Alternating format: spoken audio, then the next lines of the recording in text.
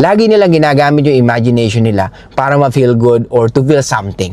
Kahit anong gawin mo, hindi mo kayang ma-please ang isang babae. Iniintindi siya ni Stephen Curry kung ano yung nararamdaman niya, pero parang kasalanan pa rin ni Stephen Curry.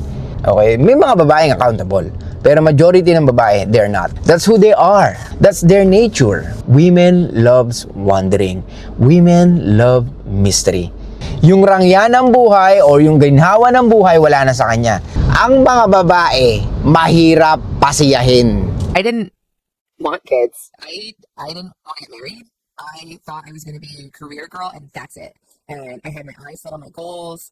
And I was never the little girl that like dreamt about the wedding dress and all of that. And then it happened so early in my life. Did you talk to Steph about it? He tries to resonate with me, but he just can't. And he also comes from a place of like, it's effing stupid. Like, it's not true. So why? And I'm like, but wait, like, listen to how it makes me feel. And he's like, but why does it make you feel like that? It's not real. After we got married, we found out we were pregnant with our daughter so quickly. I didn't even have time to think about what I wanted anymore. It's so interesting. I spent my entire life like trying to work towards something, and then it kind of just disappeared, and I didn't think twice about it. But after my daughter turned 1, I remember there being a shift and being like, I have goals for myself. Like, this doesn't feel right. I love being a mom, but I love doing other things too. And I need to get my shit together and figure out what that looks like for myself now. If I have a career and I'm not home, like, did you experience that? I still experience that. I still experience that. I'm always in therapy talking about this. If you lose all of those things that were interesting about you, even for yourself, like even the things that made me feel confident and cool, then what are you doing? Okay mga ropa, anong lagi kong sinasabi sa inyo? Ang mga babae, mahirap pasiyahin. Or sabihin na natin na walang contentment. Stephen Curry yun, ha? One of the best player in the world. And he earns millions of dollars. Kumbaga, hihiga ka na lang, wala ka nang gagawin. Diba? Kaya nga sinasabi ko sa inyo, mga ropa, gusto nyo ng 2, 3 babae. Kung isa pa lang, masakit na sa ulo, dadalawa ka pa ba? Kaya nga sinasabi ko sa inyo, ropa, hindi madaling pasiyahin ang mga babae. Di ba may content tayo? Sino mas madaling i-please, babae or lalaki? Lalaki. Kasi napakasimple natin dahil hindi naman tayo lagi nanggagaling sa emotions natin. Sa kanya, kaya siya ganyan magsalita, nanggagaling siya sa emotions niya or sa imagination niya last time. Na kung career woman ako, siguro wala ako sa ganito, wala akong anak, bla bla bla, di ba? So ngayon, dahil may anak na sila ni Stephen Curry at mabilis ang pangyayari, during the time na nagkaanak siya, I think hindi pa ganun ka popular si Stephen Curry or hindi pa ganun kayaman. So ngayon, nako-compensate na lang nung yaman ni Curry yan. Kaya niya hindi mahiwalayan. Or maybe she's waiting for the right time to say goodbye to Stephen Curry. Di ba? Mahirap yan, ha? It's like a ticking bomb. So hindi ka pala masaya sa relationship mo. So ever since, kahit nagkaanak ka, hindi ka pala masaya kay Stephen Curry. Yes, masaya ka na may anak ka. Masaya ka sa pamilya na meron ka. Pero hindi ka masaya na nag-asawa ka. Kasi hindi mo nagagawa yung gusto mo. At ito pa. Ito yung mga sinasabi ko sa inyo, mga ropa. Hindi batayan yung marami kang pera or marami kang ari-arian para maging masaya. Tamo to. Diba? She's still in therapy. Nakikipag-usap pa rin siya sa therapist niya. Why? Because she has a problem. Ano yung problema niya? Yung mga bagay na hindi niya nagawa last time. And which is, wala ka nang magagawa. Diba? Tandaan nyo mga ropa, wala tayong kontrol sa nakaraan. Kaya nga pag ikaw, babae ka, maharot ka from your past, maraming lalaki ang nakatouch sa'yo from the past, then alam mo na yung consequences. Or alam mo na yung pwedeng maging consequences at tanggapin mo yung pwedeng maging consequences sa'yo bilang babae. At sa mga lalaki naman, pag hindi tayo nagsumikap, alam mo na rin yung pwede nating consequences. Kaya nga mga ropa, basahin nyo yung Tao of Badass kasi bandang huli, hindi naman niya tinuturo na maging babaero ko eh. Tinuturo niya how to create attraction and how to deal with women. Kasi talagang ang mga babae, mahirap i-please or mahirap i-attract dahil ang babae nanggagaling sa emotions. Okay? Kaya nga dun sa dulo ng map of interaction, andun yung relationship balance. Relationship balance is kahit anong gawin mo na anuman nakikita sa itsura mo ngayon, kung hindi mo binago yung inner core mo or yung core mo sa paniniwala mo when it comes to relationship, Wala rin. Magbabounce to bounce ka lang sa relationship na meron ka. Kung sino-sino lang makakarelasyon mo. Well, tayo mga lalaki, hindi tayo ganong affected dito. Hindi ko nakikita na masyado tayo affected dito. Pero ang mga babae mas affected dito. Because women wants the relationship from us. Okay? They will do everything just to get the relationship na gusto nila. Kaya nga nagtataka ako, nung makuha nila, bigla nilang pababayaan or bigla silang kung ano-ano gagawin.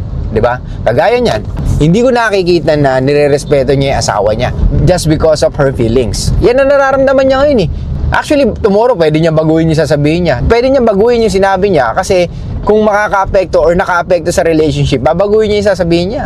O pwedeng bawiin niya yan the following day. Ganyan ang mga babae, Ropa. Women are not accountable. Gets?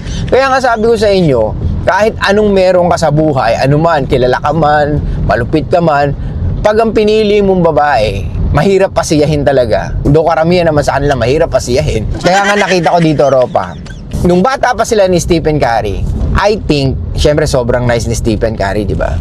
So, kaya lang siguro natuloy ang relationship nila is because pumera na si Stephen Curry. Di ba? Pero kung hindi siya pumera, do you think magtutuloy-tuloy ang relationship? Do you think kahit may anak na sila, makipagrelasyon pa siya kung hindi sikat si Stephen Curry? I don't think so. Ang nakikita ko, si Stephen Curry at the time, he's a fucking nice guy. So, ayaw niyang iwanan or siguro talagang, kumbaga, may game ng contest si Stephen Curry dahil na-retain niya itong babae na to. However, yun nga lang, iba pa rin ang takbo ng utang ng mga babae. So, wala siyang pera that time, pero umabot sa nagkapera siya, kaya siguro hindi na nag-let go to si babae. Pero ngayon, na masyado na siyang nasanay sa dami ng pera or nasanay na siya sa ganung situation. Wait lang. Hi, good morning. Nasanay na siya sa ganung situation. So, yung dami ng pera, hindi niya na naiisip. Okay? Yung rangya ng buhay o yung ginhawa ng buhay, wala na sa kanya. Ang tanging naiisip niya ngayon, or pwedeng naiisip niya is, shit man, ito yung sinasabi ko eh.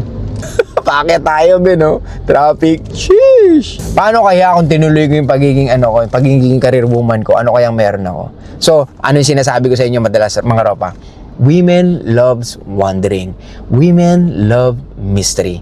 Kaya nga, the more na you let them imagine kung ano ginagawa mo, the more na hindi mo sinasabi lahat sa kanya, the more na, I'm not saying na you need to be secretive, di ba? Hindi ko naman sinasabi sikreto mo sa kanya lahat. Ang ibig ko sabihin dito, there are things na hindi mo na dapat i-share sa kanya. Okay? Especially yung mga small things or small details. Yung mga simple things, hindi mo na dapat pang sabihin. Like, pupunta ako sa Jollibee, pupunta ako sa McDo. What for, bro? Doesn't change the thing. Pupunta ka kahit ayaw niya, di ba? Kaya mga ropa, lagi niyong protektahan yung sarili niyo. Ano yung sinabi ko sa natin, yung content natin na always protect yourself from women, di ba? Kasi talaga ang babae, hindi siya magiging accountable kahit kailan. Okay? May mga babaeng accountable, pero majority ng babae, they're not. Okay? That's who they are. Okay? That's their nature, di ba? They want to do something. Kagaya niyan, di ba? Ito nakikita ko. Dun sa kwento niya, base sa kwento niya, ayaw niya maging accountable. Parang sinisisi niya si Stephen Curry na hindi niya nagawa yung gusto niya dahil nabuntis siya na maaga at dahil kinasal sila. Tapos, iniintindi siya ni Stephen Curry kung ano yung nararamdaman niya, pero parang kasalanan pa rin ni Stephen Curry. Di ba? Ganito yung mga babaeng mahirap pasiyahin. Ganito yung mga babaeng hindi mo talaga mapapasaya kahit kailan. Stephen Curry, di ba? Nasa kanya na lahat eh. Nang hinahanap ng mga kababaihan. Di ba ang mga babae gusto nice? Oh, etong si Stephen Curry napaka-nice, di ba? Kasi nga siya, Christian siya eh. Pero tingnan mo naman mga ropa, mahirap talagang pasiyahin ang mga babae. Kahit anong meron ka, maniwala ka sa akin. Kaya nga lagi niyong protektahan ang sarili niyo. Emotionally and mentally. May mga bagay na hindi mo na trabaho pagdating sa relationship. May mga bagay na dapat hayaan mo na sila sa kung ano man gusto nilang gawin sa buhay nila. Okay? Matatanda na yung mga yan. Okay? Paano yung suplado mo doon? Sabi mo, dapat i-lead natin sila. Yes, tama yun. Kailangan natin silang i-lead. Pero there are times na kailangan nila magdesisyon kung gusto nila ng maayos na buhay or kung gusto nila na talagang magbabase lang sila sa nararamdaman nila. Maliwanag mga ropa. May mga babaeng ganyan. Maraming babaeng ganyan na mahirap pasiyahin, ang end up pa, lagi kang sisisihin. bandang huli. Diba? Kumbaga, binigay mo na sa kanila yung mga bagay na alam mong pangangailangan nila or yung suporta na kailangan nila, pero ending, ikaw pa rin ang may kasalanan dahil hindi nila nakuha ang pinaka gusto nila para sa sarili nila. They want the power, but they don't want the responsibilities. Diba? I'm expecting na sasabihin niya, alam mo, dati ganito yung pangarap ko, I want to be a career woman, tapos yun nga, nagkaanak ako. Lahat yun nawala. Kumbaga, I'm so happy nung lumabas yung bata. I'm so happy na si Stephen Curry hindi nag-let go sa akin sa kabila ng pagiging attitude ko, sa kabila ng pagiging pasaway ko, nandyan siya. At I'm so happy na, siguro kung career woman ako, siguro mahihirapan ako. Di ba? Siguro maybe I'm still single because I'm a career woman. Tapos hindi ko siguro mararanasan yung mga ganito. Siguro wala ako dito sa podcast mo. I know naman, kaya mo lang ako interview kasi I'm the wife of Stephen Curry. May mga babaeng ganun, mga ropa. Kumbaga, they think na, okay, kaya lang naman ako sikat kasi wife ako ni Stephen Curry or wife siya ng mga sikat. May mga babaeng ganun na talagang hindi nila na-appreciate kung ano man ang meron sila. Kaya nga sabi ko sa inyo, mahirap pasiyahin ng mga babae. Anyway, balik tayo. Ano yung pinaka-takeaway natin dito, mga ropa? Kahit anong gawin mo, hindi mo kayang ma-please ang isang babae. Kaya nga, balik tayo sa sinabi ko kanina. Si Stephen Curry, during that time na wala pa siyang pera, jowa niya na to, tapos nabuntis niya, tapos kinasal sila, and gusto na siguro talagang maging career woman ng asawa niya. Pero hindi nga natuloy dahil sumikat siya. Okay? So, kaya lang siguro hindi nakapag-let go etong babae dahil nga sa may pumipera na si Stephen Curry. So, ngayon, na naranasan niya na yung rangya ng buhay, naboboard na siya. Okay? So, naboboard siya, kaya pwedeng eto na yung lumalabas sa bibig niya. Kung ano yung naiisip niya last time, kung ano yung nai-imagine niya last time, at kung ano yung nararamdaman niya. So, ngayon, sa base sa kwento niya, makikita mo rito, she's only basing on her feelings. Okay? Binabase niya lang sa nararamdaman niya.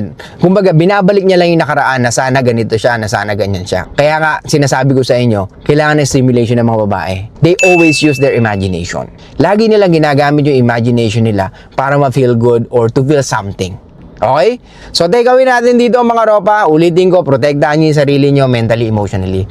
Kahit sino pang babae makilala niyo. Well, napakaswerte niyo kami mga babae talagang napaka ma-appreciate sa buhay. Okay? Kaya nga, always protect yourself pagdating sa relationship.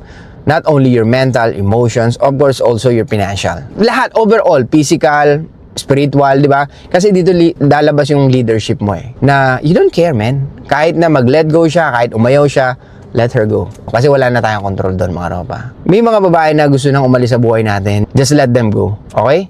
Kaya nga kung umpisa pa lang ng ng sinatawag nyong situationship or talking stage, hindi mo na siya mapasunod, then na-imagine mo ba after 3 years, 4 years, tingin mo magiging siya, mako-convince mo siya kung gano'n na kagad. So, isa lang ibig sabihin nun eh. Mababa yung interest niya sa'yo at hindi ko nakikita na pwedeng tumaas yun or nakikita niya sa sarili niya na pwedeng mas valuable siya kaysa sa relationship na kaya mo ibigay sa kanya. So, yun lang guys. Thank you so much. Like I said, always protect yourself. I'll see you guys next time. Show love, peace out, and be fucking mysterious, mga rapa.